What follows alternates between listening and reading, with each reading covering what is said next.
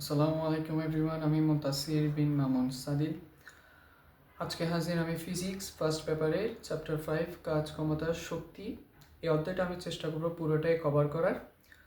So এই অধ্যায়টা শুরু করার আগে অনেকের কোয়েশ্চেন থাকে, আমি ভাইয়া এটা অধ্যায় শুরু করার আগে কি আমার পূর্বের কোনো অধ্যায়ের কনসেপ্ট লাগবে বা কোনো অধ্যায়ের ধারণা লাগবে কিনা।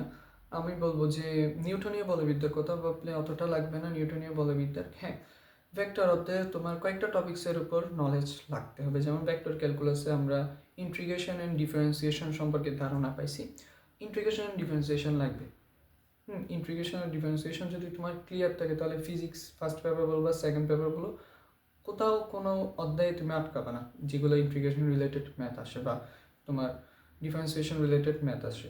অপরদিকে এখানে তোমার যেহেতু অ্যাঙ্গেল নিয়ে অনেক ক্যালকুলেশন আছে অ্যাঙ্গেল রিলেটেড, এবং আমাদের যে অ্যাঙ্গেলটা বিভাজন অর্থাৎ উপাংশ সম্পর্কে আমার ধারণা থাকতে হবে, উপাংশ নিয়ে আমাদের ধারণা থাকতে হবে। এই এতটুকু জানলেই মোটামুটি ক্লিয়ার। আর কাজ ক্ষমতা শক্তি কিন্তু আমাদের ক্লাস 9-10-এ এসএসসি সিলেবাসে ছিল। এইচএসসি সিলেবাসে জাস্ট কয়েকটা কনসেপ্ট নতুন আসবে।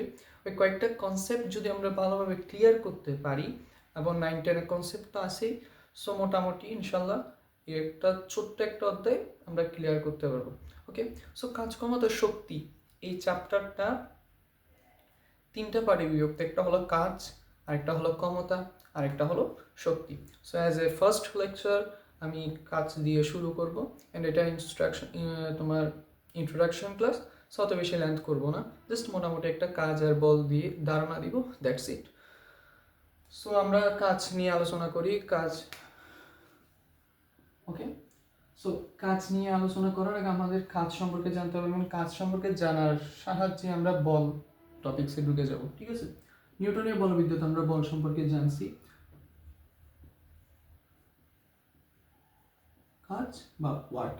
তাহলে আমরা এখান থেকে কি বলতে পারি, কাজকে কি দিয়ে প্রকাশ করা হয়, তোমার ডাব্লিউ দিয়ে প্রকাশ করা হয়। এটা কাজকে কি দিয়ে প্রকাশ করা হয়, ডাব্লিউ দিয়ে প্রকাশ করা হয়। এবং আমরা কাজের সংজ্ঞা কি বলতে পারি, কাজের সংজ্ঞা আমরা কি বলতে পারি, কাজ হলো বল ও, দেখো ইম্পর্ট্যান্ট একটা লাইন, বল ও বলের দিকে সরণের উপাংশের, দেখো বল ও বলের দিকে সরণের উপাংশের, অথবা দেখো সরণ ও, দেখো সরণ ও সরণের দিকে, সরণ ও সরণের দিকে বলের উপাংশের,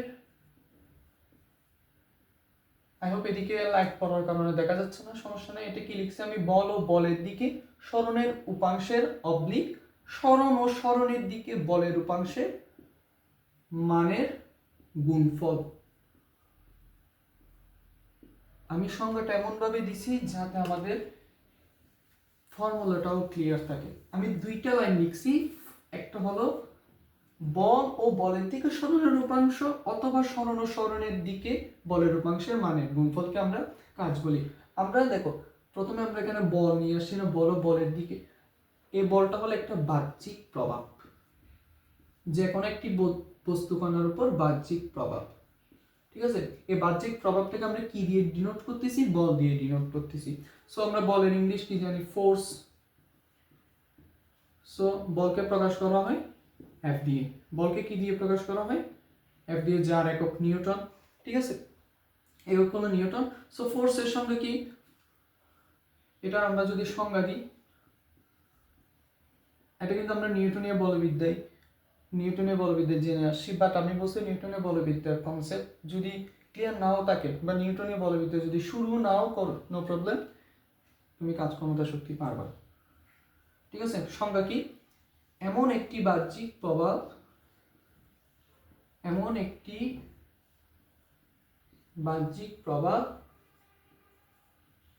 যা স্থির বস্তুকে কি করবে, গতিশীল করবে, এবং গতিশীল বস্তুকে তোমার স্থির করবে। বুঝছো, এমন একটি বাহ্যিক প্রভাব, যে বাহ্যিক প্রভাব ক্রিয়া করার ফলে একটি গতিশীল বস্তু কণাকে তোমার স্থির করবে, এবং একটি স্থির বা স্থিতিশীল বস্তু কণাকে গতিশীল বা গতিতে রূপান্তর করতে সাহায্য করবে। এটাই হলো ফোর্স।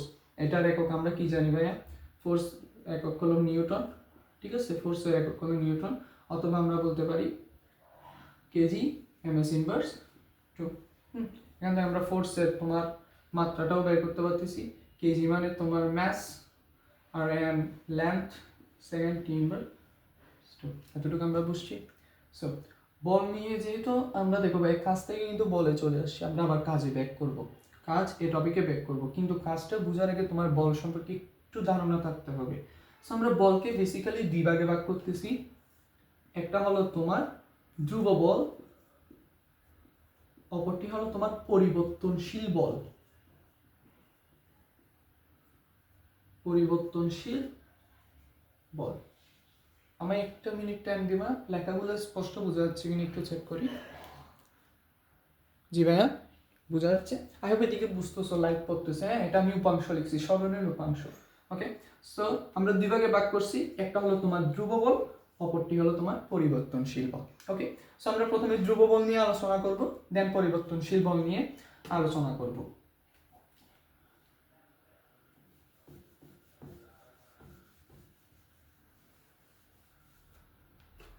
আসলে ধ্রুব বল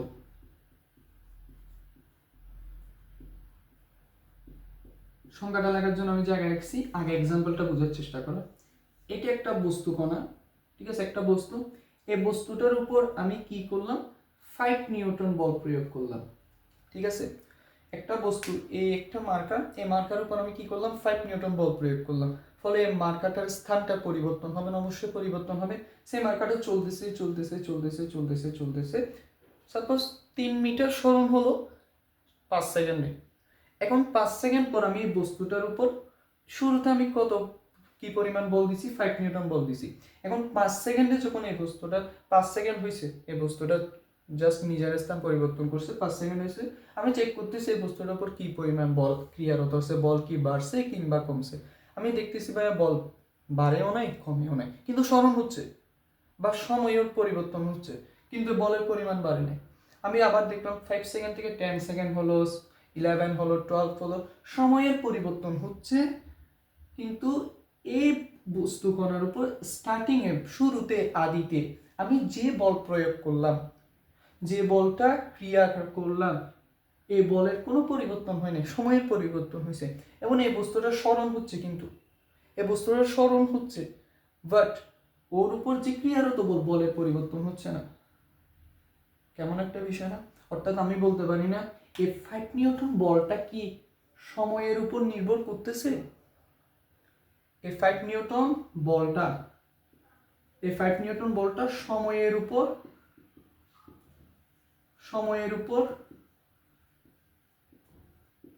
নির্ভর করতেছে না।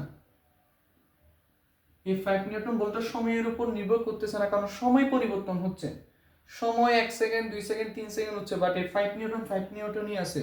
এবং এই বস্তুটার যে সরণ S1 থেকে S2, S2 থেকে S3 হচ্ছে, সরণের পরিবর্তন হচ্ছে, কিন্তু এই বস্তুর উপর যে 5 নিউটন বল, এটার পরিবর্তন হচ্ছে না। অর্থাৎ আমি বলতে পারি না এই বলটা সময় ও সরণের উপর নির্ভর করতেছে না। সুতরাং ধ্রুব বলের সঙ্গে আমরা কি দাঁড় করাইতে পারি? যে বল সময় ও সরণের উপর নির্ভর করে না।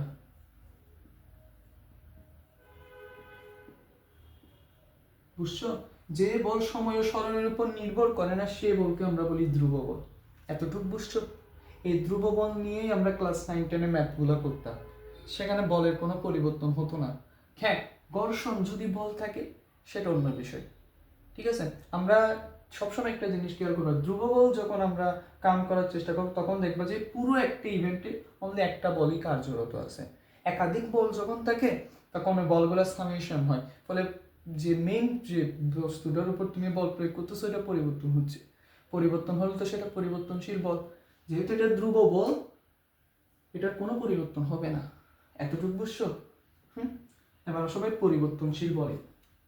এতটুকু যদি বুঝে থাকো তাহলে আসবে না পরিবর্তনশীল বলে।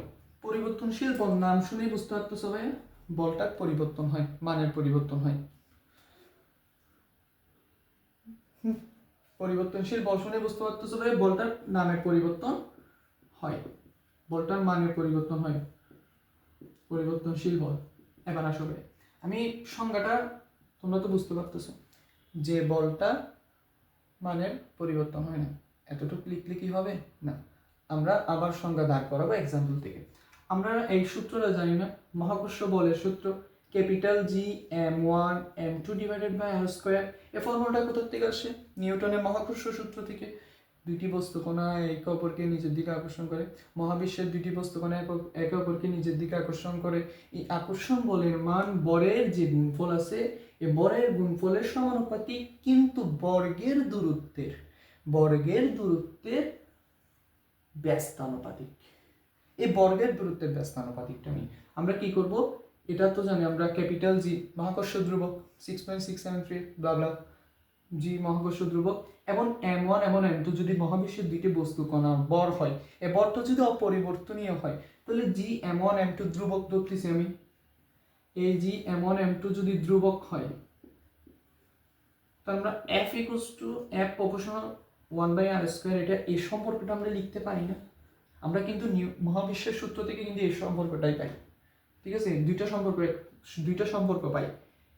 আমরা সম্পর্ক পাই হলো এটা m1 m2 divided by r square. আমি এখানে m1 m2 কেও ধ্রুবক ধরছি, তাই এই সম্পর্কটা লিখি না, ডিরেক্ট সরাসরি এটা লিখছি, বুঝে গেছি কিনা? তারপর এই সাইনটা প্রপোর্শনাল সাইনটা উঠাই দিলে আমরা এই জিটা নিয়ে আসছি, যেটা মহাকর্ষ ধ্রুবক নামে পরিচিত। এটা কিন্তু সর্বজনীন ধ্রুবক, বুঝে গেছি কিনা? সর্বজনীন ধ্রুবক, জি সর্বজনীন ধ্রুবক। তারপর তোমাদের আদর্শ গ্যাসে যে আর এর মান 8.314 জুল পার কেলভিন পার মোল, এটাও সর্বজনীন ধ্রুবক, ঠিক আছে? আসো এই একটার সাথে এটার সম্পর্ক কি ভাইয়া? আর এর সাথে বর্গের ব্যস্তানুপাতিক, এখন আমায় বলো ভাইয়া, এই আর এর মানটা কি করে দিছি? আমি বাড়াই দিছি, আর এর মানটাকে বাড়াই দিছি, তাহলে এই এফ এর মানটা বাড়বে নাকি কমবে? এফ এর মানটা পূর্বে যেরকম ছিল কি সেরকম থাকবে, নাকি বাড়বে নাকি কমবে? তিনটা, অবশ্যই কমবে। আর এর মান যত বৃদ্ধি পাবে এফ এর মান তত কমবে। অপরদিকে যদি তুমি আর এর মান কমাই দাও, দেখবা এফ এর মান বাড়বে। অর্থাৎ কোনো না কোনোভাবে এই এফ এর সাথে আর এর একটা সম্পর্ক আছে। সম্পর্কটা কি? বর্গের ব্যস্তানুপাতিক। আর যত বাড়বে এফ তত কমতে থাকবে, এফ যত বাড়বে আর তত কমতে থাকবে। অর্থাৎ এই এফটা আর এর উপর নির্ভর করতেছে, অর্থাৎ আর এর উপর বেস করে এফটার পরিবর্তন হচ্ছে। এই এফটাই হলো পরিবর্তনশীল বল, এবং এটা দূরত্বের উপর নির্ভর করতেছে, যেটাকে আমরা সরণ বলতে পারি, ঠিক আছে? যদি এটা সরণ না হয়, মধ্যবর্তী দূরত্বকে আমরা যদি সরণ চিন্তা করি, কল্পনা করি, তাহলে এটা দূরত্বের উপর নির্ভর করতেছে না, মহাবিশ্বের দুইটি বস্তুকণার মধ্যবর্তী যে দূরত্বটা নির্ভর করতেছে। অর্থাৎ এই এফটাকে বলে পরিবর্তনশীল বল। আমরা কুলম্বের সূত্র জানি না, K Q1 Q2 by r square, একটা প্লাস মাইনাস দুইটা চার্জ যুক্ত আমি বস্তু নিলাম, ঠিক আছে? দুইটা বস্তুর মধ্যবর্তী দূরত্ব আর, এখন আমি যদি এদের মধ্যবর্তী দূরত্বটাকে বাড়াই দিই, তাহলে এই দুইটা বস্তুর মধ্যে যে আকর্ষণ বলটা আছে ওইটা কি কমবে নাকি বাড়বে? অবশ্যই কমবে। আর এর মান বৃদ্ধি করলে এফ কমবে, ঠিক আছে? আমরা এটা দিয়ে বুঝতে পারি। অপরদিকে আমরা স্প্রিং বল আমরা জানি না, স্প্রিং বলের সাহায্যে কিন্তু আমরা জানতে পারি একটি স্প্রিং এর সাম্য অবস্থা যদি এরকম থাকে, এরকম থাকে, এবং আমি যদি স্প্রিং এর উপর বল প্রয়োগ করার পরে এই অবস্থা, ঠিক আছে? এটা হলো সাম্য অবস্থা, এটা হলো বল প্রয়োগ করার পর আমি এখানে এক বল প্রয়োগ করলাম। দেখো তো ভাইয়া, এই স্প্রিংটা পূর্বে এই পরিমাণ ছিল, এবং একটা নির্দিষ্ট এফ পরিমাণ বল প্রয়োগ করার ফলে স্প্রিংটার প্রসারণ হয়েছে না? কি পরিমাণ প্রসারণ হয়েছে? এই যে এক্স পরিমাণ প্রসারণ হয়েছে, এবং এই এক্স পরিমাণ প্রসারণ করার জন্য আমি এফ পরিমাণ বল দিছি না? আমি যদি আরো একটু বেশি প্রসারণ করতে চাই, অর্থাৎ এই এক্স এর মানটা যদি আরো বৃদ্ধি পায়, এফ কি বাড়াইতে হবে নাকি পূর্বে যে বল দিছি সে বল দিতে হবে? এবং তুমি আরেকটা জিনিস খেয়াল করো, তুমি একটা স্প্রিংকে বল প্রয়োগ করে প্রসারণ করলা এবং তুমি এটা ছেড়ে দিলা, দেখবে যে স্প্রিংটা পূর্বের স্থানে চলে আসলো। এটা স্থিতিস্থাপক সীমার মধ্যে এই স্প্রিংটা কি পূর্বের সাম্যাবস্থায় চলে আসছে। একটা বিপরীত দিক থেকে বল ক্রিয়া হয়েছে না? তুমি যদি এই দিক থেকে এফ বল দাও, তাহলে এই স্প্রিংটা আরেকটা এফ অফ এক্স দিলাম, এফ অফ এক্স বলে সাম্যাবস্থায় চলে আসছে না? এটা হলো স্থিতিস্থাপক সীমা। আমরা হুকের সূত্রে পড়ছি না, স্থিতিস্থাপক সীমার মধ্যে পীড়ন বিকৃতি, এটা হলো বিকৃতি। এই বিকৃতি পীড়নের সমানুপাতিক, বুঝছো? পীড়ন বিকৃতির সমানুপাতিক। ওই সূত্রে না যে জাস্ট এটা বোঝার চেষ্টা করো, এটা বোঝার চেষ্টা করো, একটা স্প্রিংকে যদি আমি খুব বেশি প্রসারণ করতে চাই, খুব বেশি প্রসারিত করতে চাই, তাহলে আমার বলের পরিমাণ অনেক বেশি দিতে হবে নাকি কম দিলে প্রসারণ হবে? আমি যত বেশি বল দিব তত বেশি প্রসারণ হবে না? এই এক্সটা কিসের মান পাই? কি পরিমাণ দৈর্ঘ্য প্রসারণ হয়েছে, কি পরিমাণ এই স্প্রিংটার দৈর্ঘ্য প্রসারণ হয়েছে। অর্থাৎ এই এক্স এর সাথে এফ এর কিসের সম্পর্ক? সমানুপাতিক সম্পর্ক না? আমরা এটা জানি না। এখন আমরা এফ ইকুয়ালস টু কিন্তু মাইনাস এক্স একটা ফর্মুলা শিখছি। এই এক্সটার আগে আমরা মাইনাস সাইন দিই, এফ এর আগে মাইনাস সাইন দিই এবং এই মাইনাসটা এক্স এর নিচে। বিপরীত দিক থেকে একটা বল আসে যে আমার বিপরীতে, যখন আমি ছেড়ে দিই, ঠিক আছে, আমরা এখান থেকে কি পাই? F equals to K X, এবং বলটা যদি বিপরীত মাইনাস কে এক্স, এই কেটা কি পাই? যেটা স্প্রিং ধ্রুবক। এবার আমায় বলো ভাইয়া, এই এক্স এর মান যদি বাড়ায়, এই এফ এর মান বাড়াইতে হবে না? এক্স এর মান যদি আমরা বৃদ্ধি করাতে চাই, এই এফ এর মানও আমাদেরকে বাড়াইতে হবে। অর্থাৎ এই এফটা এক্স এর উপর নির্ভর করতেছে কিনা আমায় সেটা বলো। করতেছে না? অবশ্যই করতেছে। তার মানে এই এফ হলো পরিবর্তনশীল বল। বুঝে গেছেন? আমি বিষয়টা আরেকটু ক্লিয়ার করার জন্য আরেকটা এক্সাম্পল দিই। সাপোজ একটা বস্তু, এই বস্তুর উপর আমি বল প্রয়োগ করলাম। কি পরিমাণ বল প্রয়োগ করলাম? 2t নিউটন বল প্রয়োগ করলাম। আমি জিজ্ঞেস করলাম 1 সেকেন্ড পর F equals to what? তুমি বললা ভাইয়া 2 নিউটন। তারপর বললাম 1 সেকেন্ড পর যদি 2 নিউটন হয়, 2 সেকেন্ড পর কত নিউটন? 2 2 যা 4 নিউটন। আমি আবার জিজ্ঞেস করলাম ভাইয়া 6 সেকেন্ড পর কত নিউটন? তুমি বললা 6 × 2 = 12 নিউটন। তুমি যখন সময়ের পরিবর্তন করতেছো, তখন এই বস্তুর উপর যে ক্রিয়ারত বল, ওইটার পরিবর্তন হচ্ছে না? 1 সেকেন্ডে বলছিল 2 নিউটন, যেটা শুরুর বল। 2 সেকেন্ড পর 4 নিউটন, 3 সেকেন্ড পর 6 নিউটন, একইভাবে 6 সেকেন্ড পর 12 নিউটন না? অর্থাৎ তোমার সময়ের সাথে সাথে বলটার পরিবর্তন হচ্ছে। অর্থাৎ এই বলটা কিসের উপর নির্ভর করতেছে? 2t মানে তো বুঝতেছো, একটা চলককে অপর একটা চলকের সাহায্যে প্রকাশ করছে। অর্থাৎ এই চলকটা এই চলকের উপর নির্ভর করবে না? করবে। অর্থাৎ এখানে এফ টি এর উপর নির্ভর করতেছে।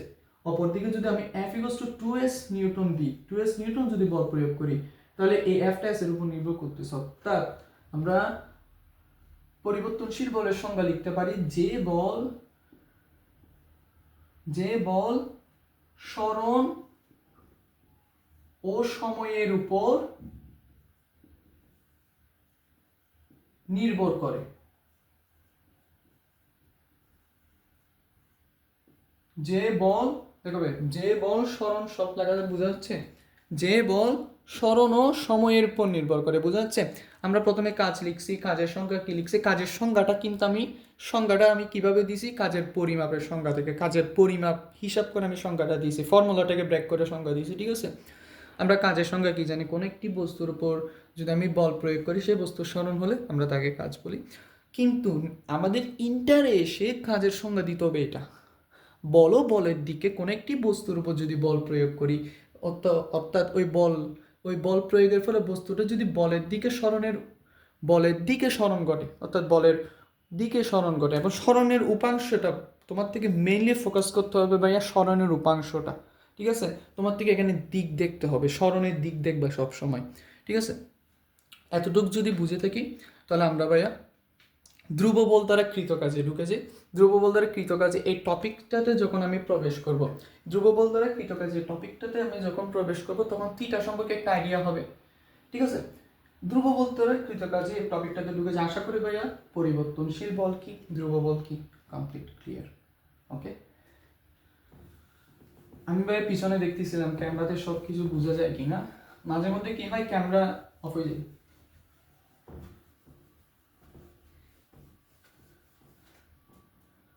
এখন আসলে একটু ডাব্লিউ বা কাজের একক দিয়ে যদি আমি আচ্ছা আগে ধ্রুব বল দ্বারা কৃতকাজে চলে যাই।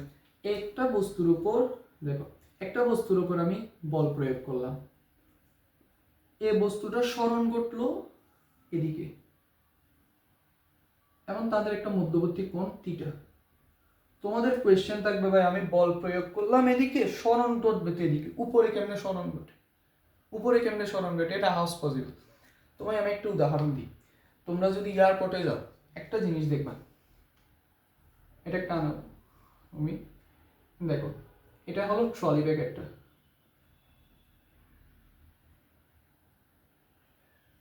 এটা একটা ট্রলি ব্যাগ, ঠিক আছে, এটা হলো ট্রলি ব্যাগের হাতল।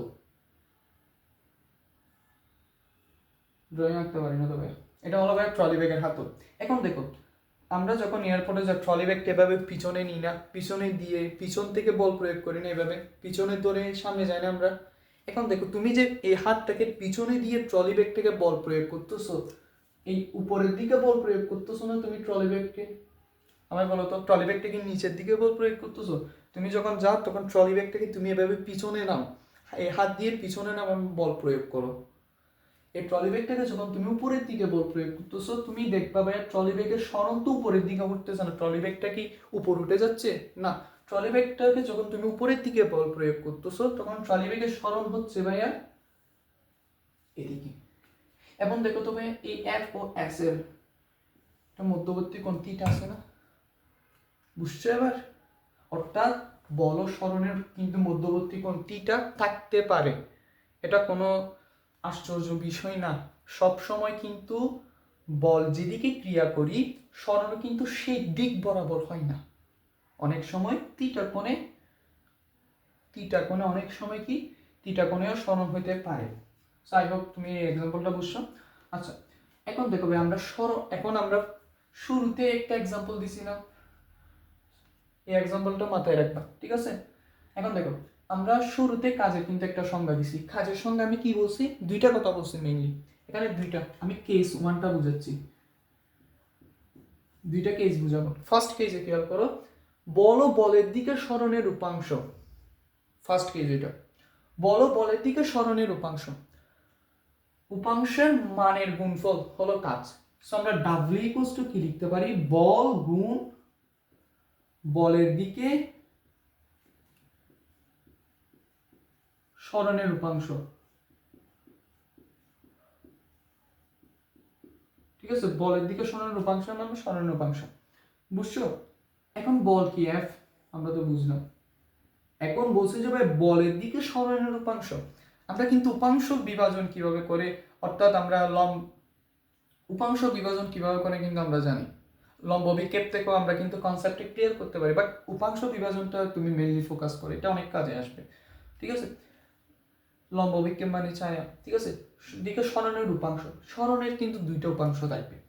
আনুভূমিক বরাবর দেখো একটা কনসেপ্ট ক্লিয়ার করো, একটা নলেজ, আনুভূমিক বরাবর যদি আমি কোনো কিছু বল প্রয়োগ করি তাহলে আনুভূমিক বরাবর যতগুলোই বল থাকুক না কেন ওইগুলার কোনো উপাংশ হয় না, অর্থাৎ এই আনুভূমিক বরাবর এফ আছে না, এফ এর কোনো উপাংশ হবে, এফ এর কোনো উপাংশ হবে না, কিন্তু এস এর উপাংশ হবে, কারণ এটা আনুভূমিক থেকে থিটা কোণে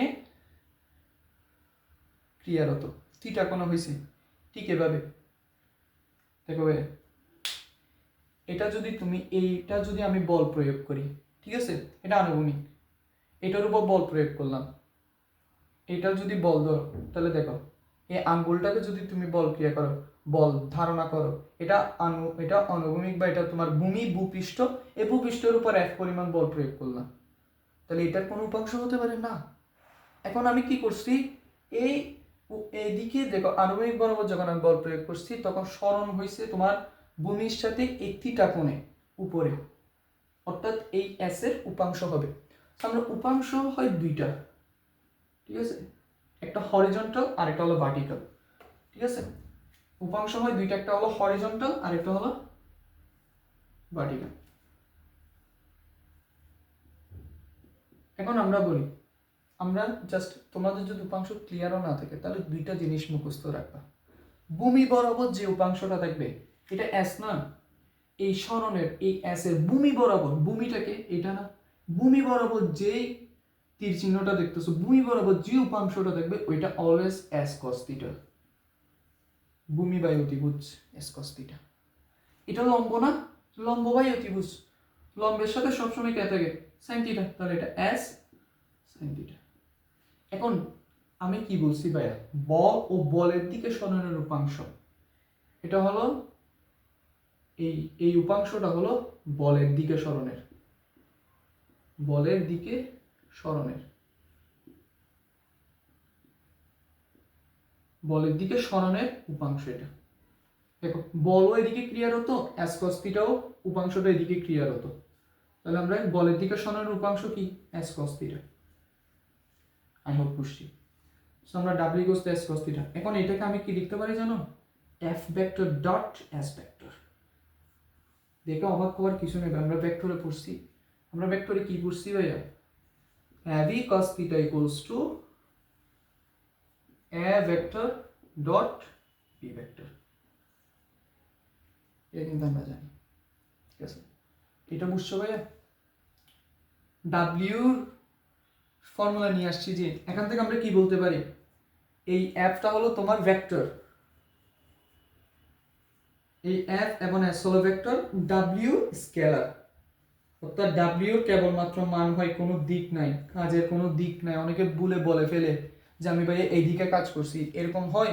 একটা সিকিউরিটি গার্ড যদি বলে ভাই আমি দক্ষিণ দিকে এতজুল কাজ করছি, আমি উত্তর দিকে এতজুল কাজ করছি, আমি উপরের দিকে এতজুল কাজ করছি, এটা পসিবল? পসিবল না, কাজের কোনো দিক নেই, বাট হ্যাঁ মান আছে, তাই এই কাজকে আমরা স্কেলার রাশি বলি। আর আমরা সবাই জানি দুইটা ভেক্টরের ডট গুণন কিন্তু স্কেলার হয়। এতটুকু ক্লিয়ার? আমরা কেস ওয়ান নিয়ে কাজ করছি, কোনটা, বল গুণ বলের দিকে সরণের রূপাংশ। এখন অনেকজন কি বলে জানো, ভাইয়া আপনি তো ভূমিতে এফ রাখছেন, আনুভূমিক বরাবর আপনি এফ কে রাখছেন, আমি যদি আনুভূমিক বরাবর এস কে রেখে এটার মতন, দেখো এই জন্য এক্সাম্পলটাকে রাখছি। এখন এটার সাথে এটা মিল নাই। এখন অনেকে বলবে যে এই অ্যাপটা তো ভাই আনুভূমিক বরাবর ক্লিয়ার হতো, আমি অ্যাপটাকে উপরে ক্লিয়ার হতো, বা এই ট্রলি ব্যাগের মতন, ঘটনাটা এই ট্রলি ব্যাগের মতন চিন্তা করতেছি, আমি জাস্ট বলটা এদিক দিয়ে ক্রিয়া করব, স্মরণ করবো আনুভূমিক বরাবর, আমি এই ট্রলিটার মতন চিন্তা করতেছি। এটা হলো কেস টু, যেটা আমি কি লিখছি, স্মরণ ও স্মরণের দিকে বলে রূপাংশ। এবার এই ট্রলি ব্যাগের কেসে আসো, যেটা আমি কেস নাম্বার টু, আশা করি এটা বুঝছো। এটা বুঝলে কেস নাম্বার টুটা ইজিলি বুঝে যাবে, সেম টু সেম। আমি ট্রলি ব্যাগের যে চিত্রটা সেটা আঁকি, তোমরা বলতেছো এস হবে এদিকে, এফ থাকবে এদিকে, এবং তাদের মধ্যবর্তী একটা কোণ থাকবে, তাহলে ডাব্লিউ ইকুয়ালস টু কি বলতেছো, সরণ গুণ সরণের দিকে বলের উপাংশ, সরণের দিকে, সরণের দিকে দেখি তো, ওকে বোঝা যাচ্ছে, সরণের দিকে। টেনশন লাগে ভাই, আমার ভয় লাগে যে যদি হঠাৎ করে লেখা অস্পষ্ট হয় শেষ। সরণ গুণ সরণের দিকে বলের উপাংশ, এখানে বলতো ভাইয়া সরণ তো আমরা এস জানি, এবার আসো ভাইয়া সরণের দিকে বলের উপাংশ, কেস মানে কি ছিল, এটা কেস টু। কেস মানে কি ছিল, বল গুণ বলের দিকে সরণের উপাংশ। আমরা কার উপাংশ নিয়ে কাজ করছি, কেস মানে সরণের উপাংশ নিয়ে কাজ করছি। এখন ওরা বলতেছে ভাই আপনারা বলের উপাংশ কেন বাদ দিবেন, বলের উপাংশ নিয়ে কাজ করেন, কৃত কাজ বের করেন, আমরা বের করবো। তাহলে বলটা এখানে কাজ করতেছে না, আমাদের কি বলছে, সরণ গুণ সরণের দিকে, সরণের দিক এদিকে না, তার মানে আমরা এফ এর উপাংশ কোন দিকে নিব, এইদিকে নিব। এফ এর দুটো উপাংশ থাকবে, একটা উলম্ব উপাংশ আর একটা হলো আনুভূমিক উপাংশ, অথবা একটা হরিজন্টাল আর একটা হলো ভার্টিক্যাল। ঠিক আছে, দেখো আনুভূমিক বরাবর এফ এর উপাংশ কি, ভূমির সাথে, মানে এফ কস থিটা এটা, আর এটা হলো এফ সাইন থিটা, এটা হলো এফ কস থিটা, যেটা সরণের দিকে বলের উপাংশ। আমরা F cos θ লিখি, পূর্বের মতন আমরা কি লিখতে পারি, S vector dot F vector. বুঝতে পারছো? এতটুকু বুঝছো? আমরা কেস 1-এ আমি আরেকবার সামারি করি। আমরা কেস 1-এ দেখছি ভাইয়া বল ও বলের দিকে সরণের উপাংশ গুণফল হলো কাজ। আমরা বল নিয়েছিলাম, F নিয়েছিলাম, F নেওয়ার পরে এই ঘটনাটা নিয়েছিলাম আমি। এটা ছিল ভাইয়া F, এটা ছিল S, এটা S cos θ, এটা S sin θ। আমরা এখান থেকে W = কি লিখছি, Fs cos θ। এটার ক্ষেত্রে ছিল ভাইয়া বল ও বলের দিকে সরণের গুণফল। এই কেসে দেখো এটা কেস 1, কেস 1 আমরা এই কনসেপ্টটা পেয়েছি। কেস 2 তে এখন দেখো তো ভাইয়া, তখন আমি এটাকে লিখছি F vector dot S vector. Case 1 আমি পেয়েছি F vector dot S vector, case 2 তে পেয়েছি S vector dot F vector. দুইটা সেম না? দুইটাই সেম, বুঝে গেছে? সো আমরা যে কোনো একটা ইউজ করলে হচ্ছে, ঠিক আছে? হ্যাঁ, তোমার অ্যাঙ্গেল সম্পর্কে সতর্ক থাকতে হবে। আমি বারবার বলতেছি অ্যাঙ্গেল সম্পর্কে সতর্ক থাকতে হবে। সো এবার বুঝতে পারি কাজের সংজ্ঞাটা কেন অনেক বেশি ইম্পর্টেন্ট। এই কাজের সংজ্ঞা দিয়ে আমরা দুইটা কেস কিন্তু কমপ্লিট করতে পারছি, ঠিক আছে? ওকে, সো আসো এবার আসো ভাইয়া কাজের একক নিয়ে। একক নিয়ে যত কাহিনী, অনেকগুলো একক দেখবে, অনেকগুলো না, 2-3টে। এবার আসো ভাই কাজের একক। একক নিয়ে আলোচনা করি আমি আজকের ক্লাসটাতে ইতি টানবো। নেক্সট ক্লাসে আমরা দুইটা কনসেপ্ট পড়বো। একটা হলো ধ্রুব বল দ্বারা কৃত কাজ, আর একটা হলো ধ্রুব বল দ্বারা কৃত কাজ আমরা বের করবো গ্রাফের সাহায্যে। তারপর 3 নম্বর আমরা ম্যাথ সলভ করব। আজকের লেকচার এবং কালকে হালকা করে একটু লেকচার দিব, ওই লেকচারের উপর বেস করে ম্যাথ সলভ করব, ঠিক আছে? একটা কনসেপ্ট ক্লিয়ার করবো, ওই কনসেপ্টের উপর বেস করে ম্যাথ সলভ করবো, যাতে এই কনসেপ্টগুলো আমাদের মাথায় একদম ব্রেনে সেট হয়ে যায় মতো, ঠিক আছে? একক নিয়ে আমরা ডাব্লিউর একক সবাই জানি জুল। ডাব্লিউ এর একক ইকুয়ালস টু 90 একক, ডাব্লিউ এর একক জুল, ঠিক আছে? অথবা নিউটন মিটার, অথবা এফএস না, ডাব্লিউ ইকুয়ালস টু এফএস না, তাহলে আমরা নিউটন, এফএস cos θ, cos θ তো কোনো একক নাই, তাহলে এফ এর একক কি নিউটন, নিউটন, এবং এস এর একক মিটার, নিউটন মিটার, নিউটন মিটারকে আমরা জুল বলি। তারপর নিউটনকে যদি ব্রেক করি এম এ, এম এর একক কি ভাইয়া, KG, M square S inverse 2, KG M S inverse 2 into M, মানে KG M square S inverse 2। আরেকটা একক আছে সেটা হলো আর্গ, কি ভাইয়া, আর্গ। আরেকটা একক আছে আর্গ, আরো একটা একক আছে সেটা হলো ভাইয়া ফুট পোল্যান্ড, POULAND, বানান ঠিক আছে, POULAND, ঠিক আছে? বুঝতে পারছো? লেখা বোঝা যাচ্ছে? আই হোপ ভাইয়া লেখা বোঝা যাচ্ছে। পাউন্ডাল, ঠিক আছে? ফুট পাউন্ডাল, POUNDAL, ঠিক আছে? অনেকগুলো একক আছে, তুমি joule, NM, kg M square S inverse 2। কিন্তু হ্যাঁ, এই জুলটা হলো, দেখো এই নিউটন মিটারটা হলো তোমার SI এককে, এই আর্ক হলো তোমার CGS এককে, CGS, এটা হলো তোমার FPS, foot poundal second system, ঠিক আছে? দেখো SI এককে। এখন 1 নিউটন বল কাকে বলে অনেকে জিজ্ঞেস করে।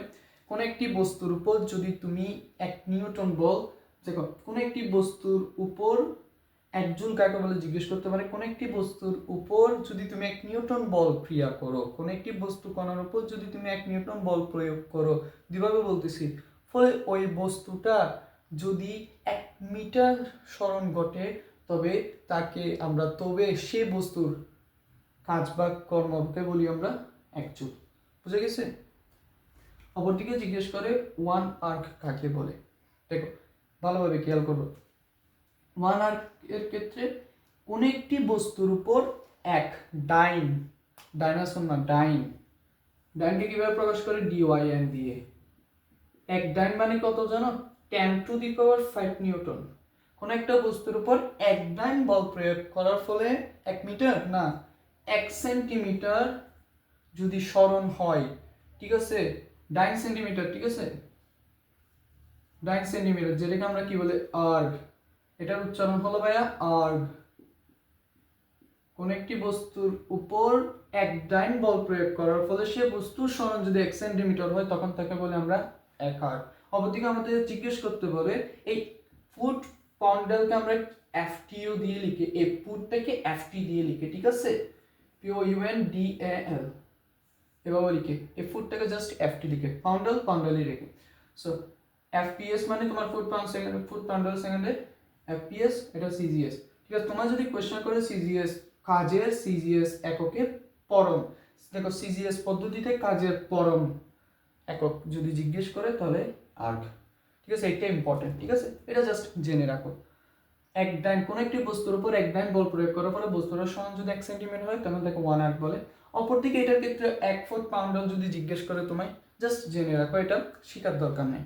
কোন একটা বস্তুর উপর যদি 1 পাউন্ডাল বল ক্রিয়া করো, তবে ওই বস্তুটার সরণ যদি 1 ফুট হয় তখন তাকে আমরা বলি 1 ফুট পাউন্ডাল। অনেকে জিজ্ঞেস করে ভাইয়া 1 ডাইন সমান যদি 10⁵ নিউটন হয়, 1 পাউন্ডাল সমান কত নিউটন? জানো 1 পাউন্ডাল সমান প্রায়, আমার যতটুকু মনে আছে 18 না 13,825 ডাইন। এখন বলো 1 ডাইন সমান 10⁵ নিউটন, সুতরাং 13,825 ডাইন সমান 13,825 ইন্টু 10⁵ নিউটন, অনেক বেশি ভাইয়া, সেটা 1 পাউন্ডাল। এভাবে বলা যায় মানটার একটু এদিক থেকে ওদিক করতে পারবে, বাট আমার যতটুকু মনে আছে 13,825 ডাইন। এতটুকু বুঝে গেছে? 1 joule 1 newton metre, 1 kgm square S inverse two 1 erg 1 foot pound. এখন আমরা দেখো kgm স্কয়ার এস ইনভার্স 2 থেকে কিন্তু আমরা কাজের মাত্রা বের করতে পারতেছি, যেটা হলো দেখো কেজি মাস, তারপর m metre length, kg ml square second t inverse 2।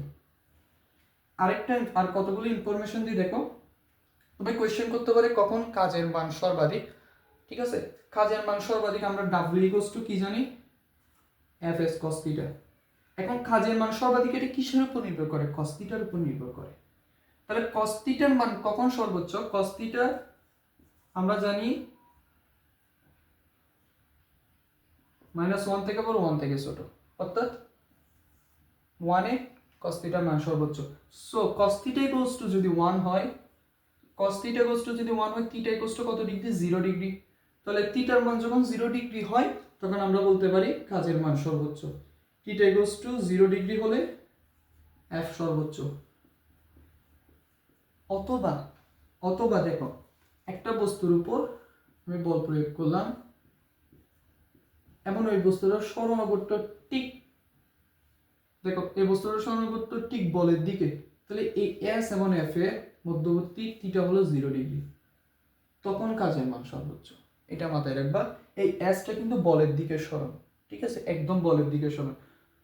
তাহলে আমরা Fs cos 0 ডিগ্রি যদি লিখি তাহলে আমরা এখান থেকে কি পাই জানো? W Fs। W Fs কখন? যখন θ 0 ডিগ্রি। বুঝে গেছে? আমরা কাজের একক জানছি এবং কখন কাজের মান সর্বোচ্চ, কয়েকটি ইনফরমেশন শিখলাম, আর কাজের মাত্রা। সো আমরা আজকে কি নিয়ে আলোচনা করছি? আমরা কাজের সংজ্ঞা জানছি, কাজের ফর্মুলাটাকে দাঁড় করাইতে পারছি, দেন ধ্রুব বল এবং পরিবর্তনশীল বল সম্পর্কে জানছি, কয়েকটা একক সম্পর্কে জানছি, নতুন একক যে ফুট, পাউন্ডাল, আর্গ, এগুলো আমরা আগে থেকে জানলেও জাস্ট সংজ্ঞাগুলো আরেকটু রিভাইজ দিয়ে দিলাম। ওকে, সো ভাই আজকে আমার এটা কাজ ক্ষমতা শক্তির উপর আমার ফার্স্ট লেকচার। যদি কোনো ভুল ত্রুটি হয় তাহলে ক্ষমা দৃষ্টিতে দেখবেন, অ্যান্ড আমি চেষ্টা করব এই অধ্যায়টা ক্লিয়ার করার, ঠিক আছে। সো আজকের ক্লাসটা এতটুকুই। আসসালামু আলাইকুম, সবার কাছে দোয়া প্রার্থী, এবং কোনো ভুল ত্রুটি হলে ক্ষমা করে দিবেন। ওকে, আল্লাহ হাফেজ।